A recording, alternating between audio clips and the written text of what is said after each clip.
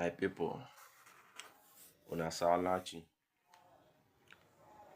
unu sigoro na video Mazi Dibia, unu gaya nti ofuma, kunu we motive niya. Just listen to the video, you will learn a lot. Just let's watch the video.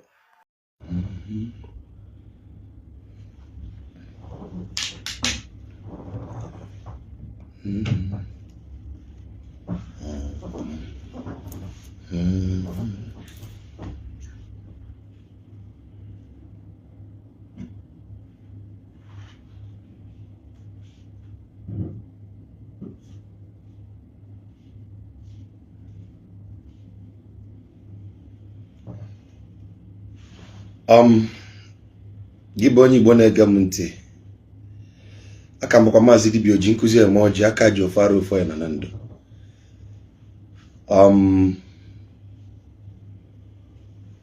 Ife nji kpọọ gị ka ị bịa bụ ka ị welu ntị gị n'ụlọ ife mela anyị ji eme ife anyị na-eme, maka na ọtụtụ mgbe ọ na-adị unu ka anyị asị nọọ egwuregwu ka anyị na-egwu ma bịa ebe mụ bụ Maazị Dibia bụ Ogbuefi Ife Adịgo si gị na o nwere ife isogidelu m nyala ịmụta ife dị mkpa.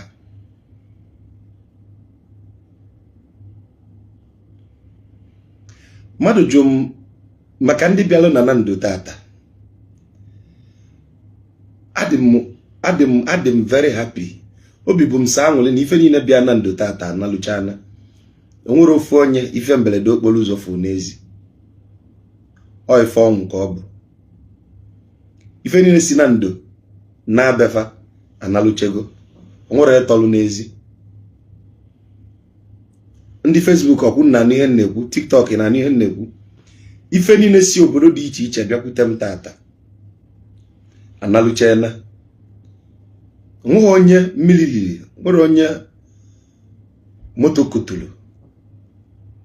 Ife niile si obodo dị iche iche bịalute ma analụga. Ọnya ka njidi obi aṅụrị epụtakwa n'iru unu ka m gọtala ya ọfọ ndụ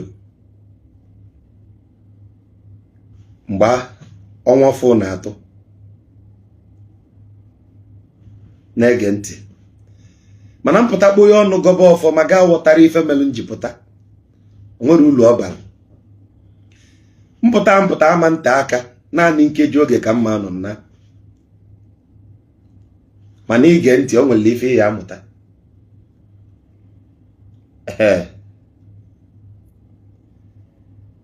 Mụ Ogbuefi Ife Adịgo na-asị gị gee ntị, enwere ife ya amụta. Tupu m bịa n'iru akwụkwọ ọnwa, o nwere ife ajụrụ m mmelụ nji si na ndị mmụọ chọrọ ka m kwuo ife ahụ n'iru akwụkwọ. Mmadụ jụrụ m kedu ife mee na ụmụ nwoke anyị na-aṅụ ọsịsọ. O nwere ife ọ jụrụ m, mana mụ na-agwazi gị ihe melie. Ife a na-achọ ịgwa gị mere ife mere ụmụ nwoke ji aṅụ ka ọkụkọ n'ala Igbo. Ele enwe dị enwe ike a na-asị gị ife mere di gị ji nwụrụ na-akwa ajadu. Enwe ike ịmarụ nọ gị melie, mana n'obi gị aka gị dị ọcha. Ị na-ege ntị n'ife m na-ekwu. Ọzọ dị ka ibie, o nwere ike etu ịdị alụmdi na nwunye gị na-ama jijiji, gị na nwunye gị adị eti ọnụ n'ofu ebe. Ige ntị, m ga-agwa gị ife ihe eme ime enye ọ dịrị gị na mma.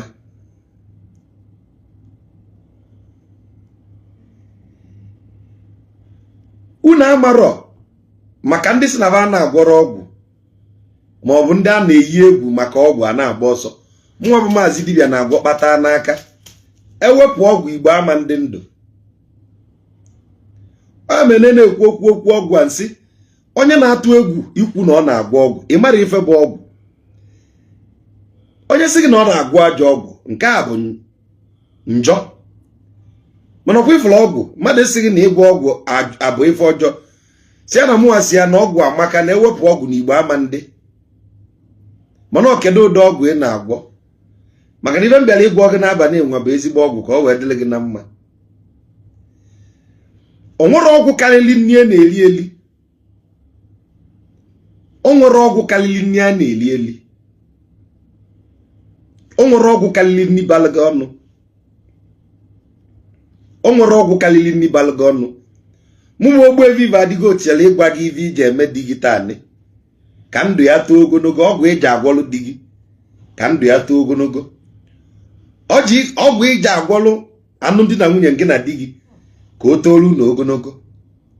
Ị ga-edo ntị, o nwere ife ya amụta. Ị ga-edo ntị, o nwere ife iji amụta. O nwere ọgwụ ị ga-agwọ taanị ndụ gị agbanwe. Mara ejighị a na-ada ivọkwa ọ dịkwa mma. Oke ite ka m chọrọ ibunye gị ive enwa, mana ngị wa ya eji aka gị gwọọ oke ite nke enwa. Udu akọ mmiri ka m ebunye gị. Arụ agba aka nya ka nchi ibudere gị.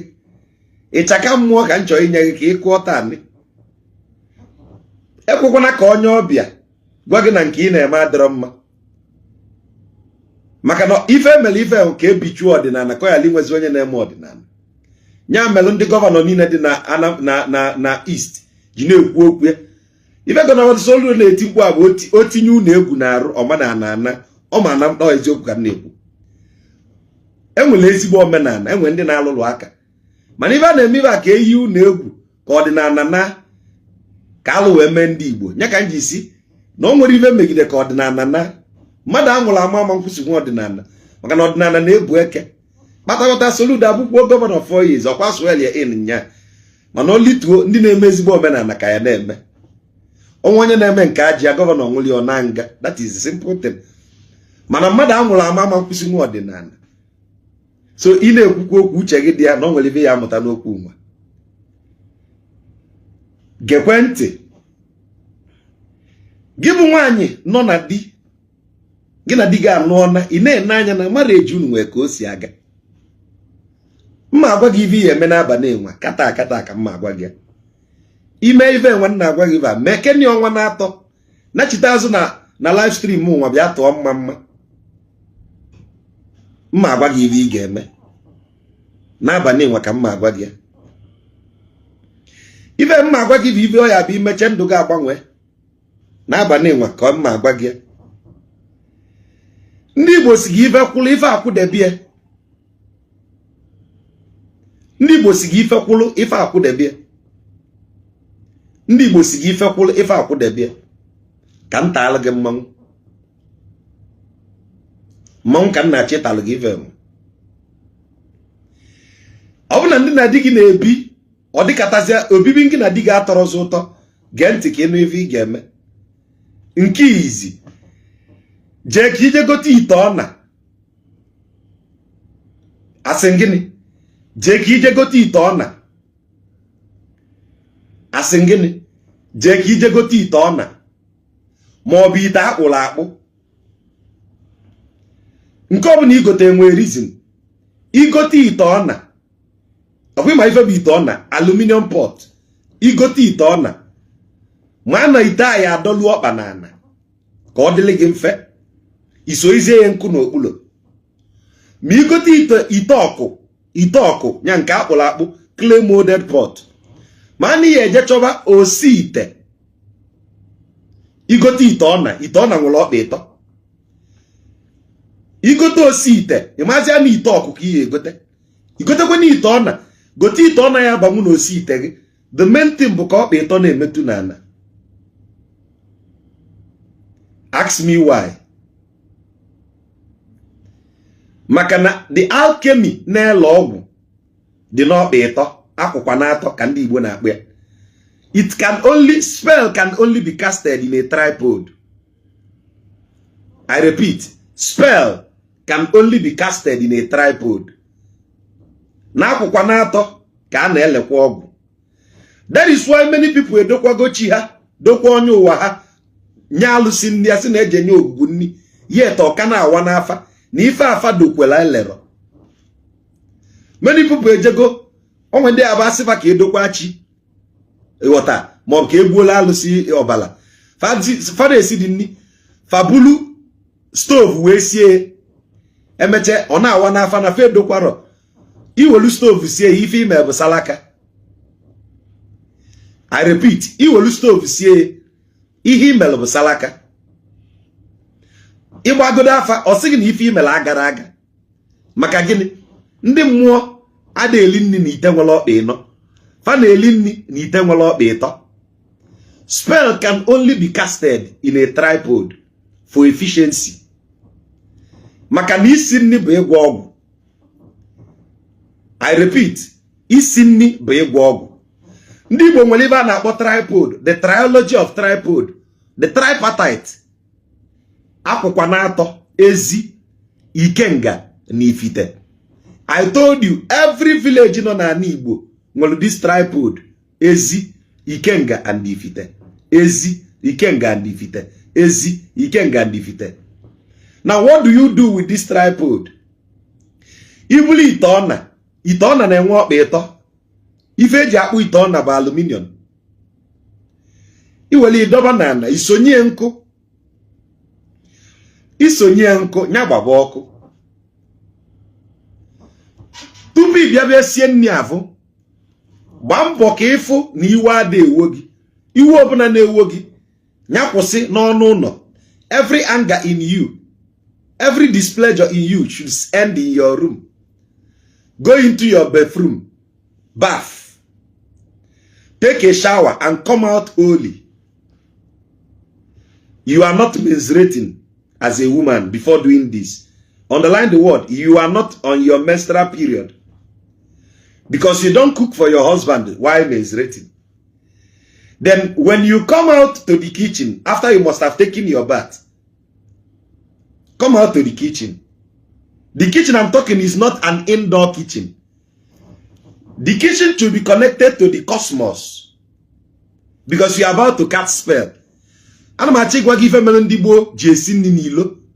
Na ọ bụrụ nri niile ndị Igbo na-esi ka a na-esi n'ekwu. Ịma na enwere usekwu. Usekwu bụ ebe a dị esi nri.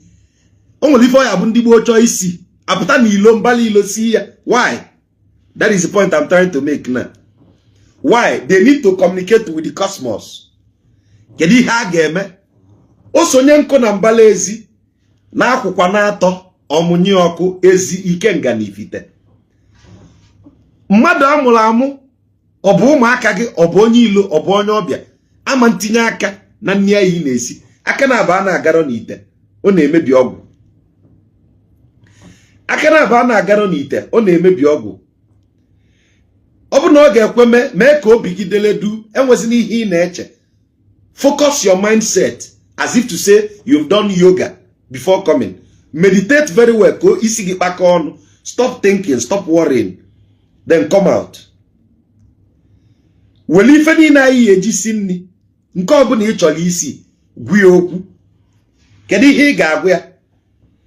Gị bụ di m maazị, di m nnụrụ n'ụkọ di nnụrụ n'ukolobịa m, ka m na-agwa okwu taanị. Ife ọbụla bụ ife na-esele m na gị.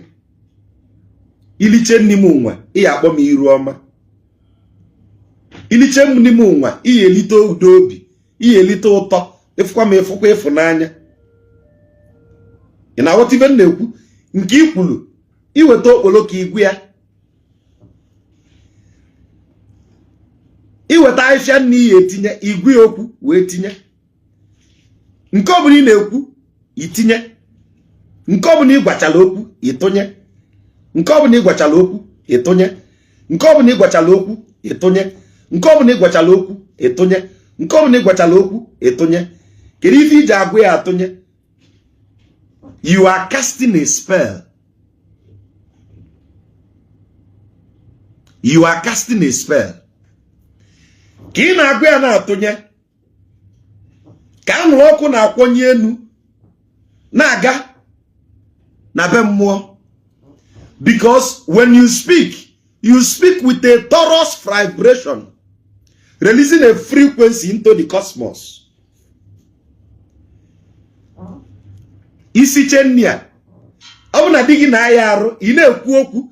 I am saying this because of the way ụmụnwoke jizi ayaru now is evidence to say na ọtụtụ aka na aba anyị n'ọnụ.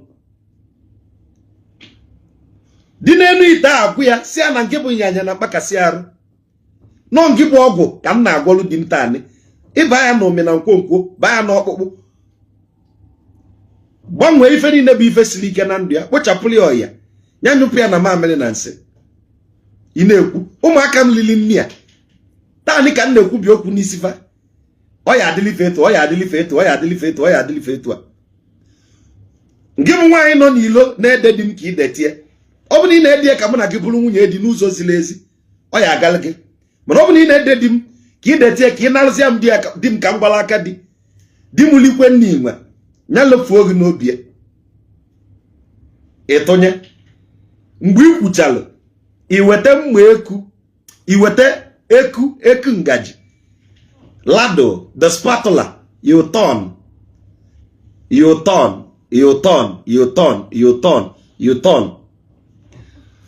na-egekwe ntị each turning in alchemy each turning nwere ihe ọ pụtara the clockwise turning is to seal the spell the anti-clockwise turning is to loosen the spell maybe na ị na-suspect na onwego onye ọzọ si irie nke na-eme so all you are doing is to be turning anti-clockwise to loosen the grip eji but if you are turning clockwise you are tightening the grip.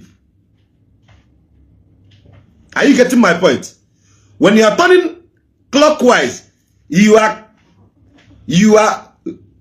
ensuring that the spell is held bound on him. It is a positive spell, not a negative one. When you are done, maybe when you are beginning the kicking, you turn anti-clockwise till the food finishes. Near easily, be top ya na abu ki itilie. Mana when you are turning the food clockwise, be sure of what you are saying, because whatever you are saying works on him. Oh, when na aton on nieto Je juondo kenyi han anything I tell you here. Je juo kenye. Wanyo kenye tegola aka. When you are cooking, the pattern, the direction of your turning means something. The direction of your turning means something. So, you should be turning clockwise. The food you are cooking that day only should be turned anti-clockwise. Diabetes, cholesterol, nka. This is only applicable to our indigenous food. Spaghetti, they don't have any torus frequency. There is no vibration in this food because the food you are cooking is already processed. I am talking of an indigenous food. Are you getting the point? That which comes from nature, not Indomie. I'm not talking of Indomie. I'm not talking of macaroni. I'm talking of indigenous food. The food that have souls. Because if you understand what I'm saying, you understand and understand why our ancestors touch the seed under their tongue before they plant it.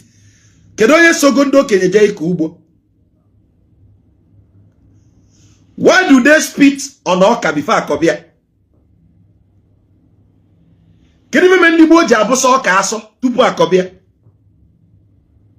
I am asking you.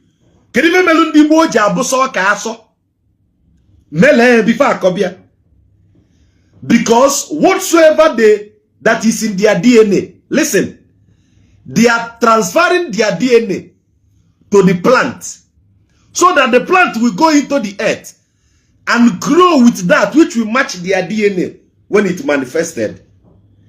Didn't it germinate here? The DNA from the food will work in synchros with the DNA of their body. The family layer fadendo. That is why I na kolili finally in the ancient time. Just like when you bring your child home the first time, your grandparents will touch their tongue like this. They will touch the earth. They will talk inside the tongue of the child. No, they put it under the tongue. nwa afugodo efufucha ọ ya anata obodo enyiri placenta ebe a nne na nna ya emetụga aka niile gbaa anya ndụ n'aka ndị ichie.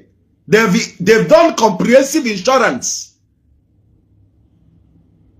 That is the end of the story. Ife niile bụ ịnyanya na mkpakasị arụ. I am telling you, ọ bụ na ị bụ onye na-eduje nwa gị every month nọ n'ụlọ ọgwụ, ọ bụ na your grandparents dị ndụ, take them home. Let them touch the spit in their tongue. Metụ aka n'aja ana, metụ ha niile.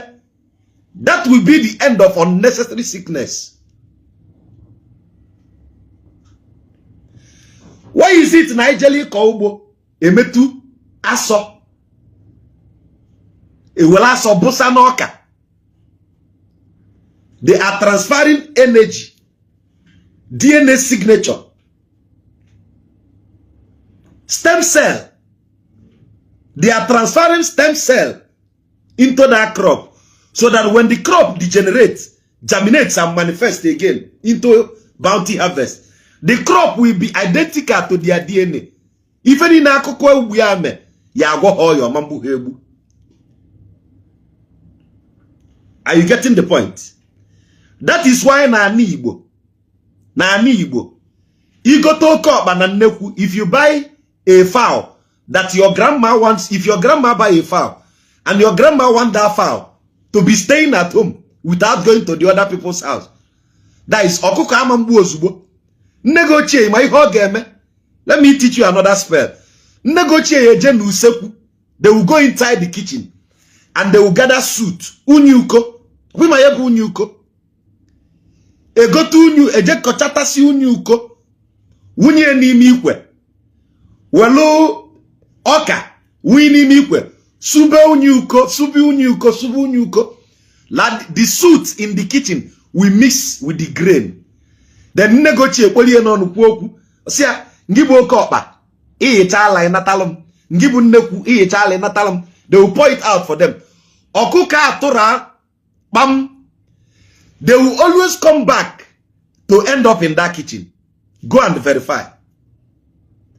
Iyo solo ọkụkọ ajecha n'ụwa.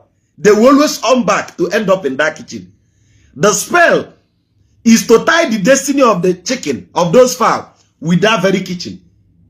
Ị ga-afọ ọkụ adị 100 kpalicha na chitekwa n'usekwu a. That is the alchemy, stem cell engineering, the esotericism of stem cell signature.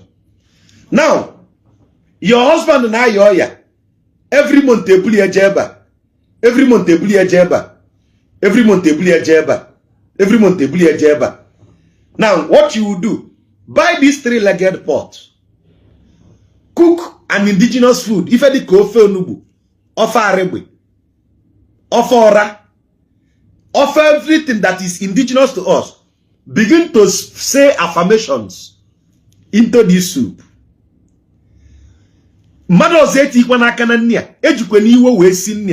Re-listen to this video. Practice this thing in a 3-legged pot. 3 months. Marriage cannot day for Gwami Femelun. Mana marriage get to Yalia more of ma. Nachi de Quazubia Kende. Fonguane Joker. Na balomumba na comment section.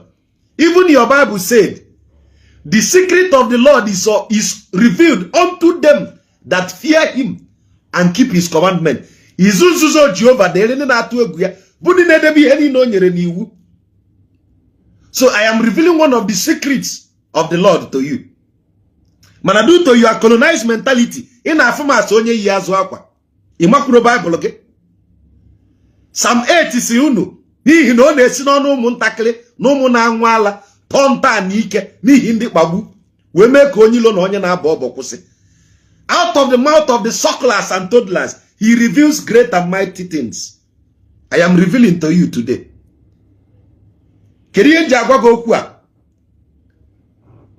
Reverse the sickness of your spouse. Ndinne, une gozi no ready-made food outside. Perform the magic in your kitchen. Your pot is a portal. Listen to the word, homonyms, pot, portal. Your cooking pot is a portal through which the alchemy of transmutation of energies is perfected. Are you willing to transmutate? The alchemist is the women. Are you willing to use your chakra well? Are you willing to use your chakra well? Are you willing to use your energy well? Are you willing to use your energy well?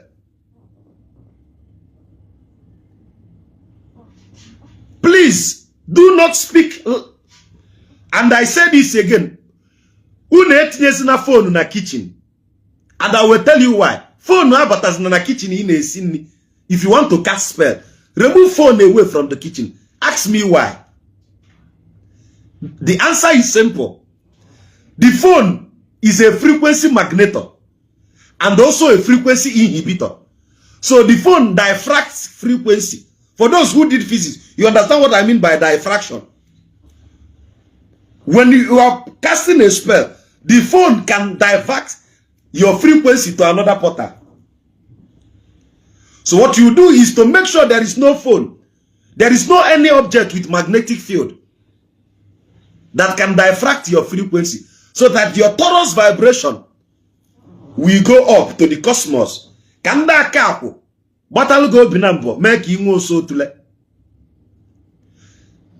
In summary, if omunabu phone divided attention about as nana kitchen, see your kitchen as your prayer room. I'm using a language you can resonate with. See your kitchen as a prayer room, a prayer theater, where you release different prayer points. The pot is a portal through which you can transcend to the other astral plane and manifest your reality. Use your pot wisely. Mind you, I said, and please, I'm saying this without apology. There is a reason our ancestors sit in a four-legged chair.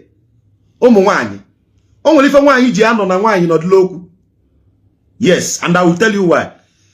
Because they are wizard and witchcraft. Wizardry, food making is pure wizardry. Why? For them to prepare food, they sit on a four-legged chair. Do you know why? Because they are the alchemist, the woman who is the alchemist, is working with the four elements of nature.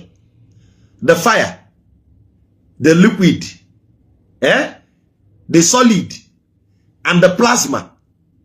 Solid, liquid, gas, and plasma. Four elements of nature.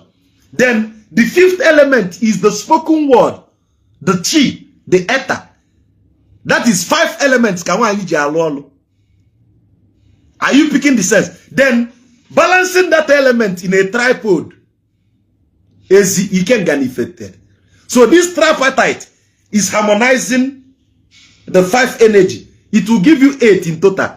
The tripartite of balance and the 5 dimension energy. That is 8, which is 1 full octave. Mechanical music, you understand? 1 full octave from do to do, la to la, so to so, mi to mi, re to re, ti to ti, fa to fa. So you are playing enharmonic minors, symphonic notations with your frequencies and octave to command that which you want into manifestation. This is pure alchemy. You might not understand because you are not esoteric, but I sincerely wish you understand. When you repeat this alchemy in your home, 3 months challenge, 90 days challenge. Today is the new moon of the new year. 90 days challenge. Kamal my marriage government change. 90 days challenge. Do you understand? 90 days challenge. Kamalu mo makagi ya kusibu haju no ogu every Sunday. Omo family ogu every weekend. Omo hano no ogu. Change the pattern you cook. Take away your phone from your kitchen. Learn to cook with a 3-legged pot. Ito is siofegi in your 3-legged pot. You can now put it in your normal pot and be warming. But the day you are casting the first spell, let it be on a 3-legged pot. Order the pot. This is the alchemy. This is how you can heal your husband from unnecessary cholesterol, blood pressure, and every other ailment. Speak life into your marriage. Speak life into your children. Speak life into your family. Speak life into your environment.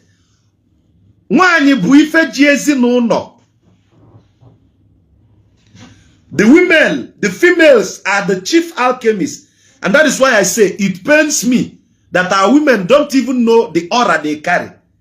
And you are struggling to be a man, not knowing that you are the divinity manifested. And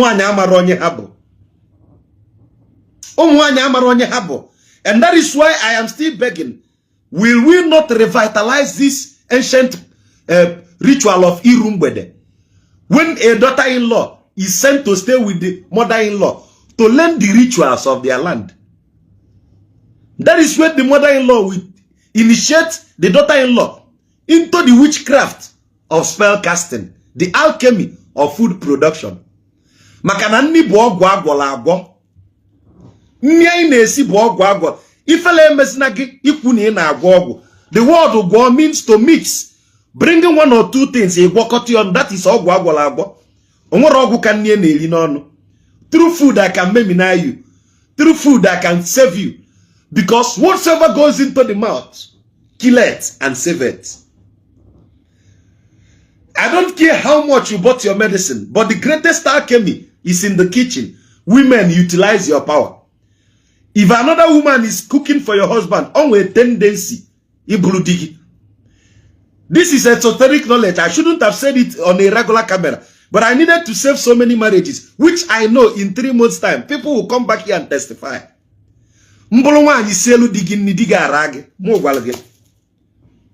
If I cook for your husband this is also warning to new practicing Dibias. Stop doing any ritual in a stove or dele. Go and research and verify. Stop doing any ritual cooking in a stove. The word ritual means anything done at an appointed time, repeatedly. Opening a tattoo every 8 o'clock is a ritual. Opening a tattoo every morning is a ritual. Opening a limb every morning is a ritual. When you hear these words, do not allow semantics to deceive you. A ritual. And that is why I said, the day you people will understand etymology, the day Africa will understand the etymology, that will be the day the problem of Africa will end. Everything comes down to etymology. Why do we do this way? That is the science of Egwogu. When you want to manifest energy, what do you intend to manifest? Which portal are you using? Which portal are you using? Your pot is a portal. Which portal are you using? That is why the worst mistake you can do as a man is to consummate with your wife with anger. That is why we are raising bitter generations. You are releasing your lower chakra into a woman. That is what she will give birth to you.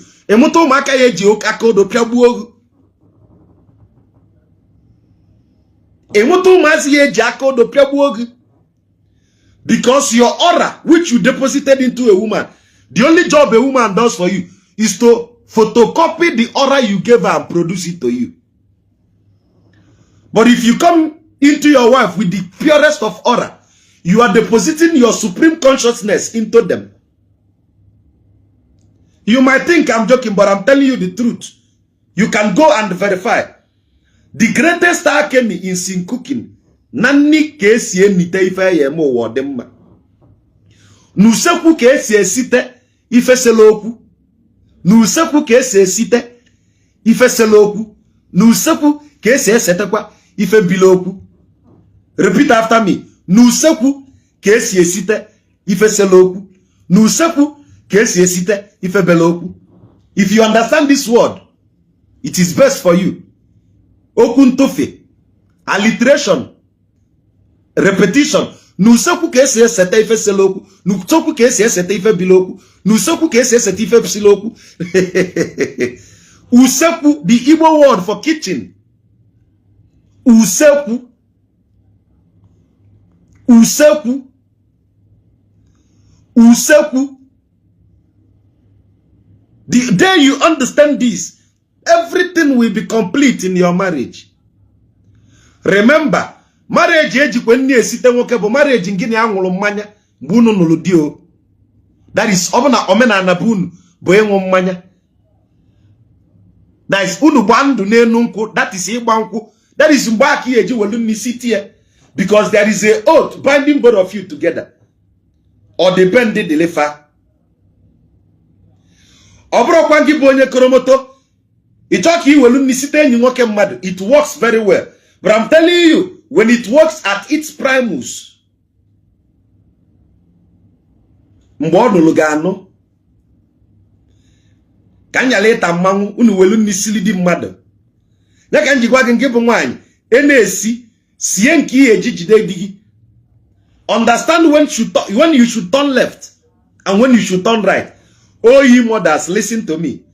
Aruna yo makagi, please always turn left. Turn anti-clockwise. Turn anti-clockwise. Make your declaration. Release torus frequency and vibration upon the food. For every word, there is a vibration.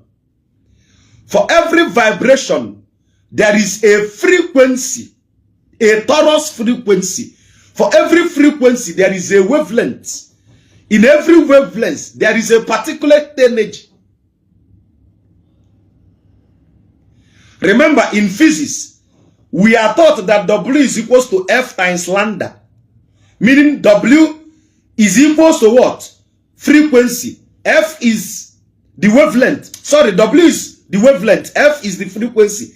And lambda is the constant of torus vibration. So when I say W is equals to F times lambda, I am giving you the empirical analysis of how you can convert vibration into manifestation. So this is metaphysics for you. Ordinana bo aikwa ijel na school go. But the problem is that nobody explained to you the way I'm explaining it. So mba na agwa ge sinusoidal current to find the wavelength. W equals to frequency times lambda. I am explaining it to you now. Every word you say, the W is the word now. The word is equals to the frequency of the spoken word times the constant of the torus vibration, the language. Nekanji na agwa Bishop Ona that na mmadụ na-aga ọfọ no ye ejilili Igbo wee go ọfọ because Igbo language comes with a specified torus frequency. Ife mmụọ ka anyị na-eme na anyị na-esi nni. Ife mmụọ ka anyị na-eme ma anyị na-esi nni. Be careful what you wish for. The greatest thing you can do is to cook for your family in the lower vibration. Hate me today, love me tomorrow. Unu ga-emecha na chite na ọdịnala bụ ụzọ ndụ. Mmana agụ na eziokwu na atọrọ mmiri gbam. O nwere ife megide. Ịkpọ m asị taa ifu m n'anya echi because I am not here to massage your ego. I know I speak with a daring energy, but that is the mantra. Maka na ike nga mu di otulodi. You might not like the sound of my voice, mana wele okwu m ka ọ dịle gị na mma. Anekwanụ gị anya n'iru. Chineke parakwa tule na eziokwu ka m gwara gị. Ị na-aghọta ihe m na-ekwu? Anọ m wụọ ma ọ bụrụ ndị Asaba. Anọ m wụọ na-agwa gị eziokwu ihe ị ga-eme ka ọ dịle gị mma wụọ. Ị na-etele ya alị. Ana m aha agwa gị na-ekiri m. Frequency, alchemy, n'usekwu ka ede esete ife silo okwu ọdịmma. N'usekwu ka eji esite ife bilo okwu.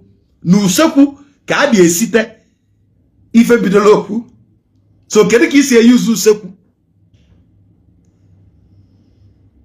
How do you use usekwu?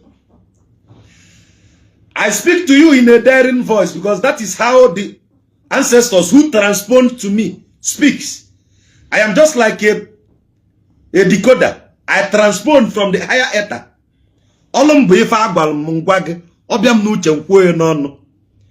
In the years of seeing me on social media, I've never written anything down to tell you. Go and verify.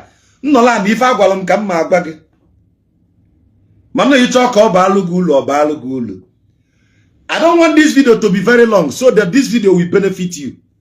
I want you to rewatch this video as many as possible so that you can learn it.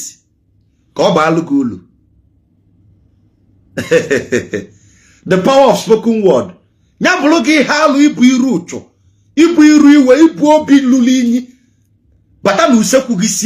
are creating expenses for yourself because learn it this month. Let us try a 90 days challenge. Begin to gozien ni nesi. Welo onoge gozien ni nesi. Mweite ena agbanye mmiri iji esi nni. Stop fetching what iji esi nni directly from the tap. Mweite iji agbanye mmiri like a butter, a container. Iji agbanye mmiri iji esi nni. Speak to the water before you gbanye ni ite. 1 million okwu nya dolu ni ite. 1 million okwu maka na ofe niile bụ ngwongwo iji agwọ ọgwụ gị ịgwọchalụ ndị be gị ọgwụ nyanye na ya ha na. The mothers are the chief alchemists in African spirituality. Man, you people don't know what it takes to be the divine feminine. When Christianity came to our land, they told us that God created Adam after his own image and took the rib of Adam to make Eve. That is the first lie. Why? Because it can only take a woman to give birth to a man. Una marulu nwanye ba. Ewopu nwanye uwe mechie. Ewopu nwanye uwe mechie. Ewopu nwanye uwe awa. Ewopu nwanye uwe awa nari anyị. Mbodi na ina agba n'ụwa bụ ka nwanye dị mma. Everything we do on earth is to gratify the feminine. Because the feminine are the divine consciousness. We are the augmenters of that manifestation. What we do is to augment the manifestation. The divine feminine remains dormant until that divine spark, the masculine, meets it. The fusion of this X and Y is the fetal development. Do you want to change your family? Learn this alchemy. Cook with positivity. Speak life into the food. You will not buy medicine this year. It's a direct challenge. Speak life into the food in AC. But make sure you are cooking in a 3-legged pot. And sit in a 4-legged chair. Made of wood. Sit in a 4-legged chair. You are sitting on 4 elements. The 5th element is your Taurus vibration coming out from your root chakra. And the 3-legged pot, the tripartite, all in giving you the number 8, a full octave of harmony. And you know the symbol 8 is infinity, meaning that the way you said it, ever shall it be, world without end. No new dibia cornele. In the kitchen, the greatest dibia are the mothers. The greatest dibias are the mother. Change your cooking skills and see your family flourish. Hapugodu. Akwija batanu useku should have special treatment. Is na kwa hangover be a sinni. Katama wolo fo ogodo. Isichen ni so yakobe. Nyabulu no ogoro ka na amu esinni. Design your spell clothes. Akwija cast a spell. When you come into the kitchen, you cast spell on your family, on your children. That your husband bina walora. Cast spell on him. 90 days challenge. Come back to this live stream and testify. Then I make a live stream. I about meeting each. Ndimbi ibem. Ka I meeting each. Ka ngwa unu kesi adabu iya. Adam ma cast all the spell. Menye go update ị ga-eme ka ị gbanarị the spell. Ịghọtago? Ịghọta. Maka na agba ndị nkịtị vaketa anyị eti anyị n'akpa. Enyego m ụmụ nwaanyị scope na ụmụ nwoke biko later anyị eme meeting ụmụ nwoke. Tomorrow anyị enwe meeting ndị mkpi na-agbala ọra. Unu bịa ka ngwu na ife ihe eji na-eme onwe ndị aṅụrụgịrịgụ na bottle ihe site n'usekwu. So tomorrow I'm coming all the Okempi's. All the Okempi's, please come. Me will Nespo. So some okay have been a live stream. I have made the live stream only male only. Male only. Why you better than the live stream? I chop here. Yes, male only. I am going meeting. I create a WhatsApp group for all the Okempi. He join around at the team. Man, Okempi versus Okempi. Hey, what I hear. Ngwan ihun ganeme. If you learn at the upgrade, you go. Ngagi hige me rap na tongue. I hope you learned something. Because why I always mix the fun and the seriousness is to drive the message. Okay? As a certified teacher, one of the things I could liable when you teach, listen to the energy. Observe the energy of the classroom and know when to bring in, jokes to spice up the day. So I hope you understand the thing now. So in the Okempi, I am going to lecture for all the Okempis who know what to do about it. Now, having said that, give me a few minutes, just 5 minutes or 10, and that will conclude the New Year declaration, and we call it a night. I don't want this teaching to last long. So, get 1 glass of water. Get 1 glass of water. Makandi no obodo Igbo. Makandi no na Nigeria, obuna nzugi diginso jidie n'aka. Obuna ochigi di n'aka jidie n'aka. This is our time to manifest. Now keta. Oburu echi. Obuna ino obodo Igbo jiri ofu mmiri n'aka maka ndị na-enwero nzu na ọjị. Obugo na inwekwa na hancha jide hancha niile n'aka n'udo odi. What we are about to do is we are trying to bind our frequencies together to release a spell of breakthrough upon us. Obra gochalo go for inabola sin release gospel of breakthrough. Akugebuge ba yidine. But what are we doing? We are trying to merge our energy today and raise a frequency to the cosmos so that ndi akaku gaga into melaya mala.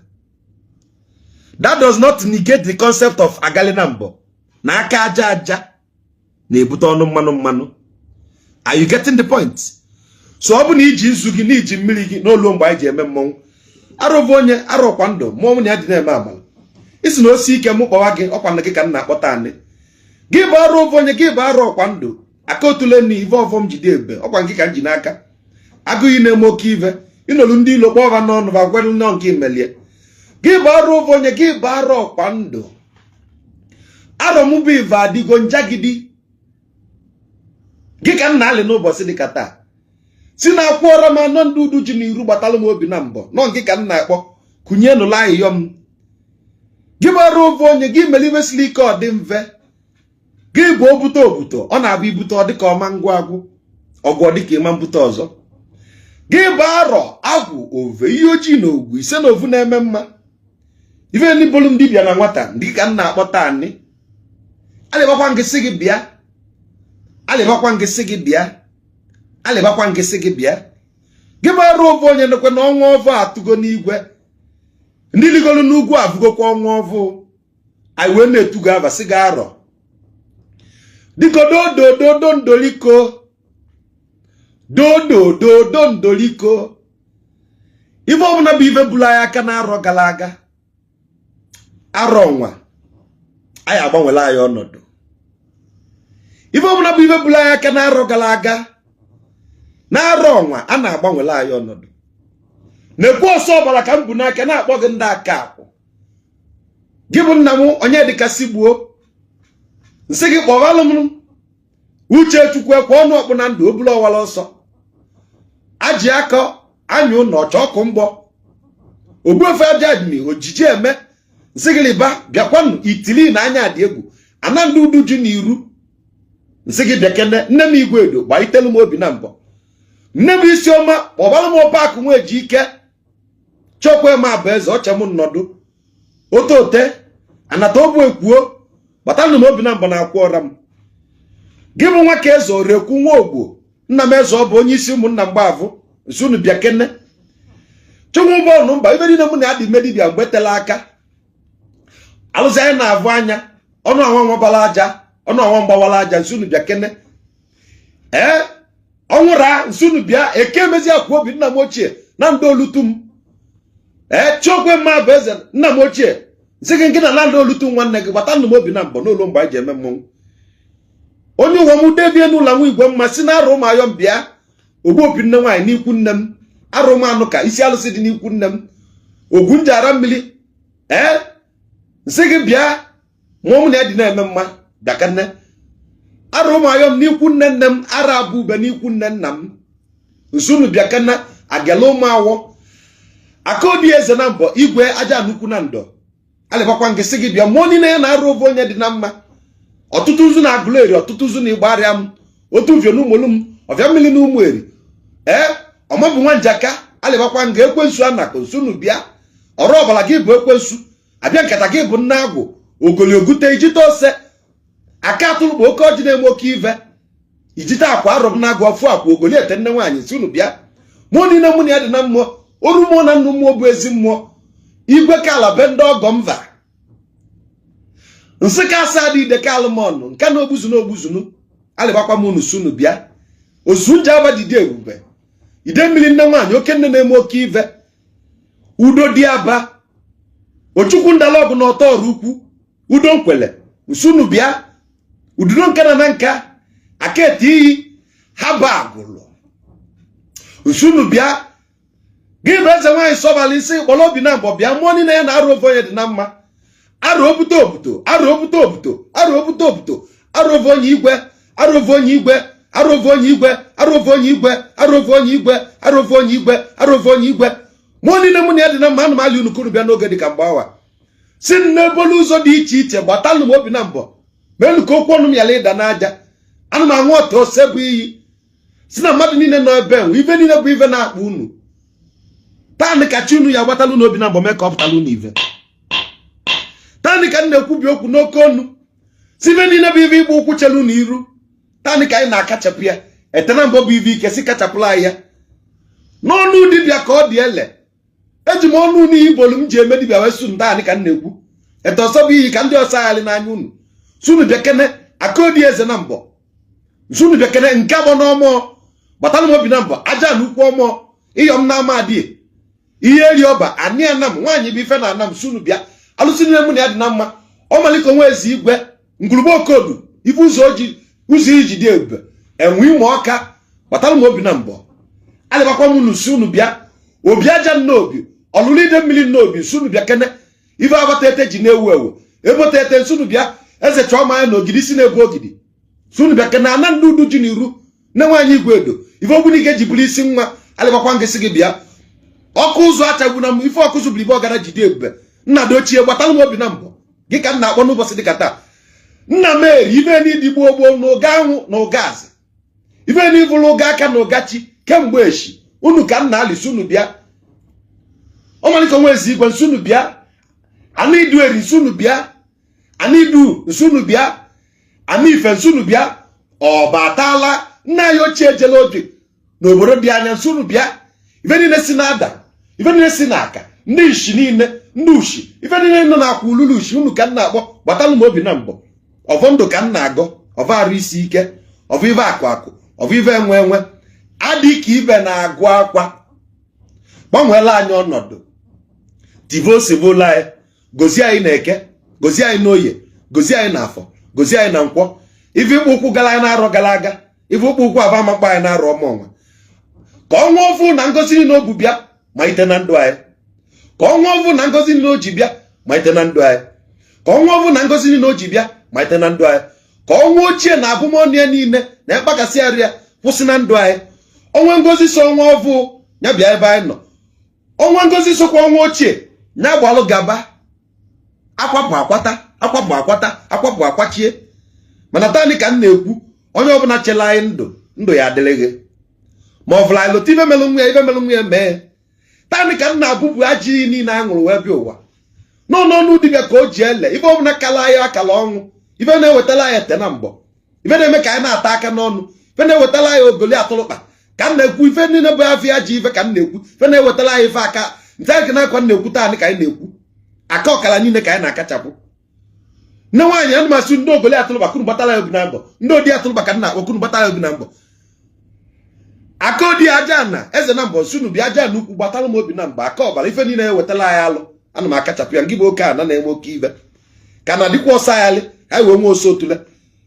ana m asị biko ndị ikwu nne biko ndị odi ululu gbatara m ikwu na mbọ si gbatara m obi na mbọ ma ụmụ na ya dị na-eme mma ndị ọrụ ululu ife si na bụ ọgọ m niile gbatara m obi na mbọ a sị na ọ ya adịla anyị na mma ụmụ anyị ya adị nna anyị ya adị nna anyị ya adị ezinụlọ anyị ya adị di anyị ya adị anyị ya aba nzu anyị ya awụcha ijitọra a sị na anyị enwechi taanị ka m na-ekwubi okwu na ọ ya adịla anyị na mma eji m aka otule wee na-ekwubi okwu taanị si na ọ ya adịla anyị mma na eke ọ ya adịla anyị mma na oye ọ ya adịla anyị mma na afọ ọ ya adịla anyị mma na nkwọ na-aba chukwu na ọdịnala ise ọ bụ na ibu mmiri gị ịchọzi ịnwụ ya aṅụ nwụọ ife ọbụla ị chọrọ iji eme ị chọrọ iji ya saa iru ihe ọbụla ịmata imecha ya gbaba mbọ ife ọbụla ibu n'obi na-agba mbọ ọ ya abịara gị n'imezu tụọ m kwuru ya ka ọ ya adị ma ịgọcha ọvọ ọnwa wee tinye aka n'ife ọjọọ a sị na ife agọlọ na ọgụ a ya etigbu na-aba chukwu na ọdịnala etọse ịgọcha ọvọ ọnwa were ya baa ulu ọ ya apụtala gị ife na-aba chukwu na ọdịnala ise tọse ni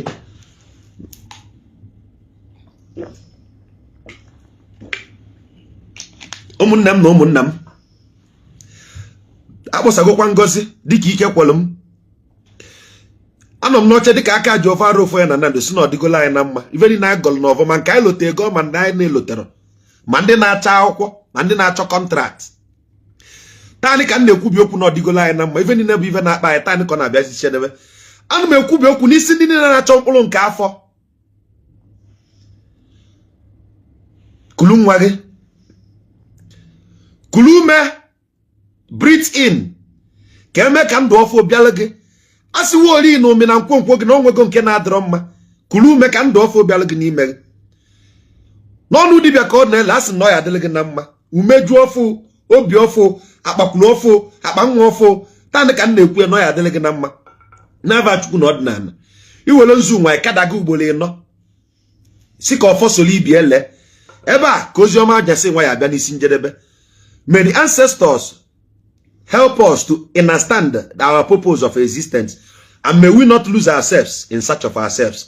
Aka bụkwa Maazị Jibio ji nkụzi eme ọjị aka ji ofe arụfụ ya na Nnamdi ebe a ka ozi ọma m ya abịa n'isi njedebe. Ana m asị unu ka aṅụrị nke mmemme ọfụ nke ọnwa ọfụ na arọ ọfụ dịgere n'ime anyị site n'ugbo a ruo mgbe ebi ebi n'aba chukwu na ọdịnala arụfụ onye melu na amala gozi unu chekwebe unu etu aka m kwuru eko ya dị n'aba chukwu na ọdịnala ka chi fonu.